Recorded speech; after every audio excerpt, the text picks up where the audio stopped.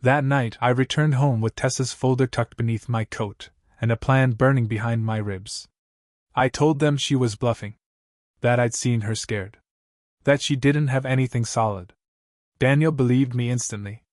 He was too eager, too desperate. Mom said nothing. Dad nodded slowly. Then we moved tonight. But I'd already moved. While they gathered tools, I went to the basement, not for weapons, but for gasoline. I soaked the walls, the floor, the memory-laden table where so many had screamed in vain.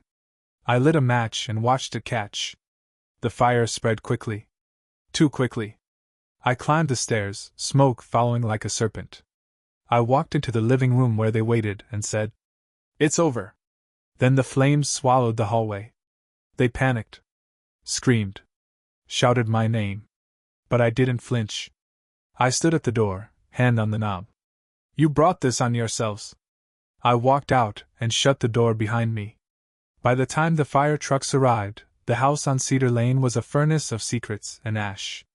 Neighbors gathered, horrified, confused. No one saw me standing down the street, a silent silhouette watching the legacy end. The Cartwrights died in that fire. At least, that's what the news said. But I didn't die. I started over. Tessa helped. She gave me a new name, a new town. We don't talk much anymore, just the occasional letter. But I know she's safe. I made sure of that. And me? I'm trying to be someone else. Someone who doesn't smile too much. Someone who doesn't have a garden book. Someone who can sleep at night. I don't know if I'll ever be good. But at least now, I'm no longer a Cartwright. We held a silent vote that night. No actual ballots, just long glances and brief nods. The question unspoken, the answer unanimous. Tessa Henderson had to be dealt with. Daniel pushed hardest. "She's not going to stop. She's a threat. If we wait, we're done." Dad agreed. "Loose ends get pulled. Then the whole sweater unravels." Only Mom hesitated. "We've never gone after children," she said, voice trembling for the first time. "Not even in the early days." "She's not a child," Daniel snapped. "She's a weapon." I said nothing. That night, while they planned, I walked into Tessa's world, her drawings, her recorder, her words echoing through my mind. "You're not like them." What did she see in me that I no longer saw in myself? I made my decision the next morning. I went to the Hendersons' house. Alone. No knives. No poisons. Just me. Tessa answered, calm as ever. I wondered how long it'd take. "I want to talk," I said. She stepped aside. We sat at the kitchen table, just the two of us. Julie and Mark were out. Tessa never looked away. "They're planning to kill me, aren't they?" "Yes." She nodded, like she already knew. "And you?" "I don't know anymore." She slid a folder across the table. Inside were copies, documents, photos, police records linked to our past victims, suspicions, digital backups.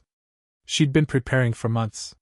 "If anything happens to me," she said, "all of this goes to the police. You could have gone already," I whispered. "I wanted to give you a choice first." And she did. Right there in that kitchen. "I don't want to die," she said. "But if I have to, I'm taking all of you with me." I looked at the folder. Then I looked at her. And I made my decision. Time split in two after Tessa placed that recorder on the table. For a heartbeat, no one moved. Then Daniel lunged. Tessa was ready, she ducked, flipping the recorder into her mother's lap. Julie screamed. Mark stood up so fast his chair clattered to the floor. The room erupted in chaos. Dad grabbed Daniel's arm mid-reach. "Not here," he hissed. "Not now." But the damage was done. Julie clutched the recorder like it was a bomb, staring at us, as if she'd just woken up in a stranger's house. "What is this? What is this?" "Julie," Mom said gently, too gently, stepping forward with open hands like a lioness pretending to be tame. "Let's just calm down. Don't come near me." Tessa had backed into a corner, eyes darting between us all. She didn't look scared. She looked prepared. I looked at her and finally said, "What do you want?" She didn't hesitate. "I want you to stop. I want them to know. And if anything happens to me or my family, I've already sent everything to someone else. You'll all go down. Dad's face turned pale. That was the first time I'd ever seen him afraid. Julie and Mark grabbed Tessa, backing toward the front door. Daniel stood frozen, muscles tense, unsure whether to attack or flee. The door opened. Tessa's eyes didn't leave mine as she stepped outside. You're not like them, she said. Not fully. But you will be, unless you stop. And just like that, they were gone. The house was silent. Mom lowered the knife she'd picked up. Dad sat down, shoulders heaving. Daniel cursed under his breath and punched the wall so hard he bled. She's bluffing, he said. She's not, I replied, my voice shaking. She's smarter than all of us. We were exposed. For the first time in decades, the Cartwrights were not in control. The garden book lay open on the counter, names staring back like ghosts. And for the first time in my life, I wasn't sure what happened next. Saturday arrived cloaked in the same cheerfulness that always marks the beginning of our rituals. The sun was too bright. The birds too loud. Everything felt staged, like the world itself knew what we were about to do and was mocking us. Mom hummed while basting the lamb. Daniel laid out the good plates and double-checked the basement. Dad whistled a jazz tune while sharpening his favorite blade. The air was thick with preparation and dread. Because I hadn't told them about Tessa. I should have. I know I should have. But part of me didn't want to see her end up like the rest. She was too sharp, too aware. Maybe too much like me. Maybe that's what scared me most. The Hendersons arrived right on time, dressed nicely, bringing a bottle of wine and homemade brownies. Everything seemed normal. Too normal. Dinner began with laughter. Mark cracked dad jokes. Julie complimented the roast. Tessa sat quietly, watching us all with wide, knowing eyes. When her gaze met mine, there was no fear, just something colder. Calculation. Then halfway through dessert, she spoke. I read a book about sociopaths last week, she said, dipping her spoon into the tart. It said they mimic empathy, but they don't really feel it. That they smile a lot. Try too hard to seem normal. That sound familiar? The room froze. My spoon hovered midair. Daniel's eyes twitched toward her. Dad's hand curled slightly, slowly, like a snake preparing to strike. Julie laughed awkwardly. Tessa, what a strange thing to say. But Tessa didn't look at her mother. She looked at me. And said clearly, quietly, I know what you are. My heart thudded. My mouth was dry. I felt it unraveling, the entire performance, our entire story, cracking at the edges. Dad started to rise. That's when Tessa reached into her backpack slowly, carefully, and placed a small black device on the table. A voice recorder. Smile, she said, almost kindly. You're being recorded. It was the middle of the week when I found it. Tessa's sketchbook, left unattended on the bench outside the Hendersons' porch while she helped her mom unload groceries. It was instinct more than curiosity that made me slip it into my coat and walk away without looking back. I told myself I'd return it, that I just wanted to look. But I knew that wasn't true. In my room, I flipped through the pages beneath a dim lamp. At first, it was harmless: birds, trees, sketches of her little brother playing video games. Then came the portraits. One of me, standing in our backyard, expression blank. Another of Daniel, peering through binoculars, she must have seen him spying. One of Dad, lighting the grill with a dead stare. One of Mom, smiling too wide. Then the last drawing made my breath catch. It was our house, but not as it is, as it was inside. She'd drawn our basement. The layout. The door with the reinforced lock. The metal table. The drain in the center of the floor. No one had ever seen it but us. How? I flipped the page. There was a note scrawled in small, sharp handwriting. They smile too much. They smell like bleach. Evelyn is the only one who seems unsure. Maybe she can still change. I dropped the book. My hands were shaking. Tessa knows. I didn't tell the others. Not yet. If Daniel found out, he'd act fast, too fast. And I wasn't ready to see that happen. Not to her. Instead, I returned the book the next morning. Slipped it back onto the bench before sunrise. That afternoon, Tessa passed me on the sidewalk and paused just long enough to whisper, "You looked, didn't you?" I didn't respond. The plan for the Hendersons is already in motion. The dinner invitation is set for Saturday. Mom is prepping lamb roast. Dad cleaned the tools. Daniel is excited. But something inside me is unraveling. Tessa knows. And if she tells anyone, we'll all burn. The Hendersons invited us over first. It wasn't part of the plan, but we accepted. Declining would raise suspicion. Besides, it gave us a better look inside their home, the layout, the windows, the exits. Daniel called it scouting. Dad just smiled and said, "Let them feel in control. That makes it easier." They greeted us with warm smiles and red wine. Tessa opened the door. She didn't say anything at first, just stared at me. I stared back. Her eyes were sharp, too sharp for a 15-year-old. "Evelyn," she said finally, "I've been drawing you." That threw me off. I managed a chuckle and asked if I could see them, but she just smiled and walked away. The evening was light-hearted on the surface. We played charades, snacked on chips and onion dip. But underneath the laughter was tension, a different kind. The Hendersons were kind, genuine, and trusting. And I hated how easy it was to play our parts. Mom complimented the curtains. Dad shared a war story from his time in business. Lies, all of it, but delivered so sincerely no one questioned a thing. Daniel wandered off to use the bathroom. But we all knew he was inspecting locks, maybe the fuse box. Tessa sat across from me during the game. She barely spoke, just observed, her fingers tapping rhythmically against the glass she held. She was listening. Not just to words, but to silences, to things not being said. I was sure of it. When we got home, Daniel was excited. "We can pull it off next week," he said. "They're too open. No cameras. No dogs. No close relatives nearby. It's perfect." But I wasn't sure anymore. Tessa's words echoed in my mind. "I've been drawing you." That night, while the house slept, I crept out of bed and walked into the garden. I stood by the trellis, beneath which the Holloways lay, and looked up at the stars. We've done this a dozen times. But this time, something felt different. Maybe it was Tessa. Maybe it was me. I couldn't sleep after the Millers. I told myself it was the coffee, the cold air, the wind scratching at the windows like it sometimes did, but deep down, I knew it wasn't that. It was the sound I kept hearing in my head, Sophia's last breath, the way her eyes locked onto mine in disbelief, as if pleading for a reality that didn't exist anymore. Sometimes it lingers longer than I'd like, the weight of what we do. Dad says that's weakness.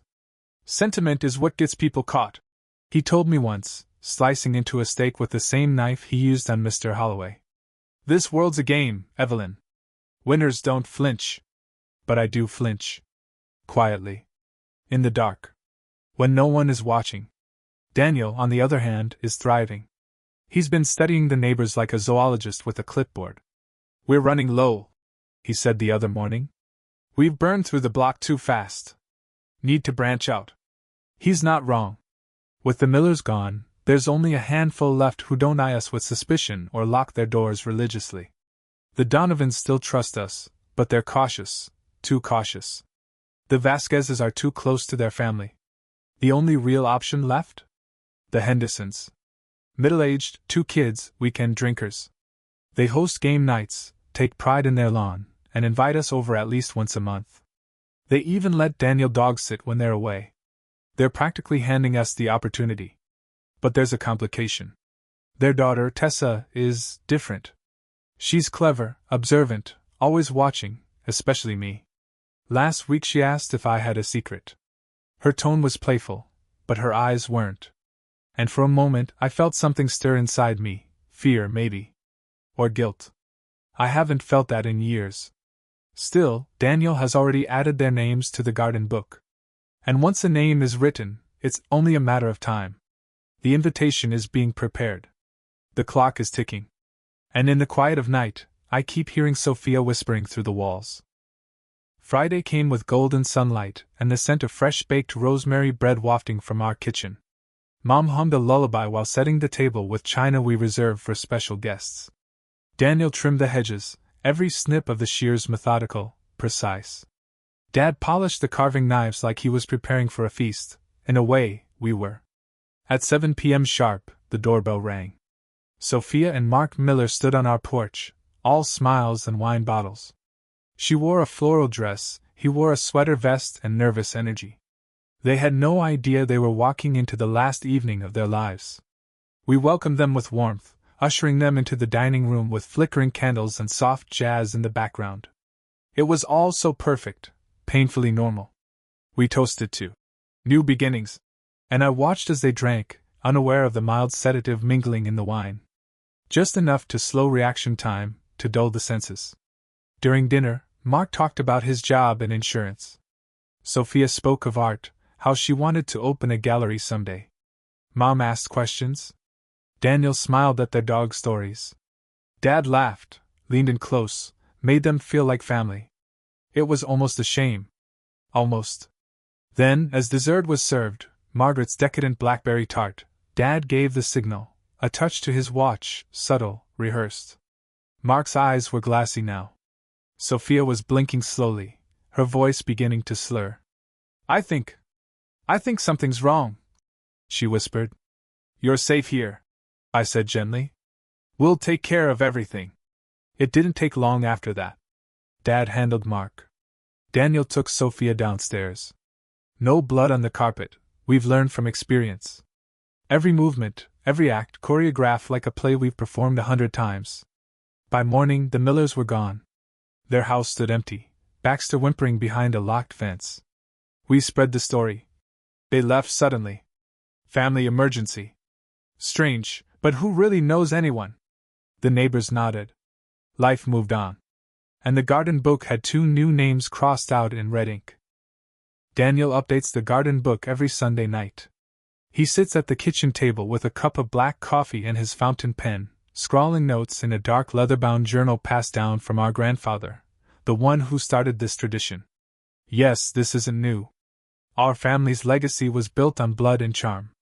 This week, his focus was the Millers, a young couple, freshly married, who just moved into the yellow house at the corner.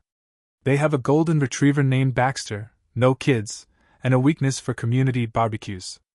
They're lonely, Daniel said, flipping to a fresh page. Perfect timing. Mom agrees. She's already offered to help them settle in, bringing over baked goods and homegrown herbs. Margaret's pies are irresistible, a gateway to trust. And once trust is earned, the invitation follows. Dad does the heavy work. Always has. He has a way of making people feel seen, like they're the most interesting person in the room. By the time he's done talking, they're halfway in love with him, which makes what comes next easier. He says murder is an art. You don't rush art. Me? I played the role of the curious neighbor's daughter. I ask questions, offer rides, compliment outfits. I'm the glue that makes it all seem natural. With the Millers, I've already invited Sophia to yoga. She thinks I'm sweet. She doesn't know I watched her through binoculars last night, timing her lights, her steps, her routines. Sometimes I wonder what kind of person I would have been if I'd been born into a different family. One that baked cookies without poison, smiled without lies, loved without sharp edges. But those thoughts are fleeting. We are preparing for the Millers' invitation. Friday night. Candlelight dinner. Dad is sharpening the knives, and Daniel just bought a new tarp. The flowers in the garden are blooming beautifully. My name is Evelyn Cartwright. I live at 213 Cedar Lane, in a house with ivy-wrapped walls and flower beds that bloom brighter than they should. My parents, Henry and Margaret, are beloved in our little suburban town. My brother Daniel and I, both in our 20s now, play our roles with care, the picture-perfect family next door. But beneath the surface, we are anything but ordinary. When we moved here, the neighbors welcomed us with warm pies and polite curiosity. The bakers from 2 houses down brought over peach cobbler. Mrs. Donovan from across the street gave us a basket of home-canned pickles. Everyone smiled, unaware that we were studying them just as much as they were us. The plan was always simple: integrate, befriend, and eventually, invite. It started with the Holloways. They were retired, quiet, and perfect. Margaret made them dinner, her famous pot roast. They came over one Friday evening, drank wine, laughed at Henry's stories, and never left. No one noticed when their porch light stopped turning on. They had no close family, no online presence, just whispers of plans to travel south for the winter. We planted chrysanthemums where their bodies lay beneath the backyard's rose trellis. No one suspected a thing. Daniel keeps a list. He calls it the garden book. It's not filled with flowers, it's filled with names, habits, weaknesses. People we've met. People we've invited. People we will invite. As for me, I was always the quiet one, the polite daughter who offered lemonade and borrowed sugar. But every smile I give is calculated, every laugh rehearsed. Because behind our charm, behind our painted shutters and white picket fence, lies the truth. We are the Cartwrights. And we kill our neighbors.